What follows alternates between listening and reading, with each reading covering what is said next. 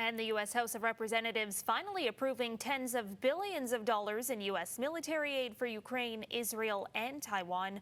Karling Donoghue has more following a bipartisan vote that was delayed for months.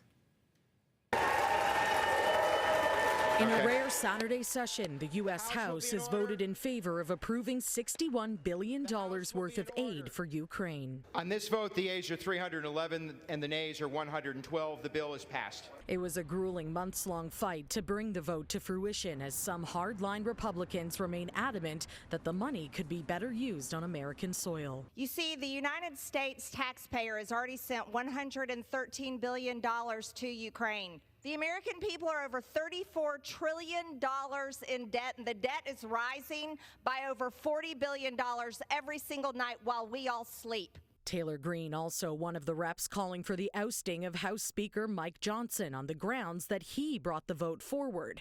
But not all GOP reps have the same view, not only when it comes to Johnson, but the aid package as well. Our standing in the world is at stake with our vote today. The chairman of the House of Foreign Affairs echoing that sentiment. The Ukrainian people did not choose this war, and Ukraine was invaded by a bloody tyrant who has designs to go far beyond Ukraine.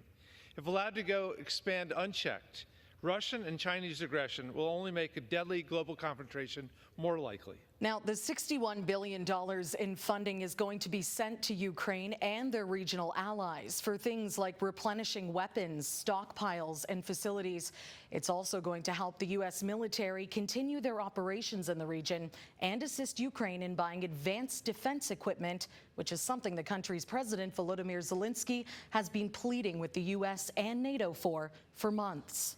Putin must be brought down to earth, and our sky must become safe again. And it is real, and it depends fully on your choice. Taking to Twitter after the vote results, Zelensky thanked the House for their decision, saying democracy and freedom will always have global significance and will never fail as long as America helps protect it. Saturday's House sitting marked a striking display of congressional action after months of stalemates and dysfunction.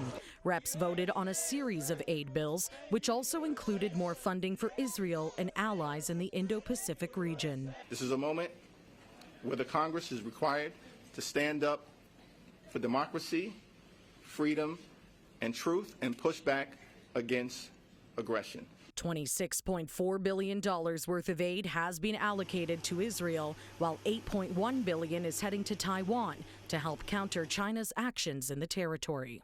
Now, the bills that did pass on Saturday are going to be combined into a single package in order to simplify the voting process for the Senate, who are going to need to reapprove the proposal before it can go to President Joe Biden's desk for a signature.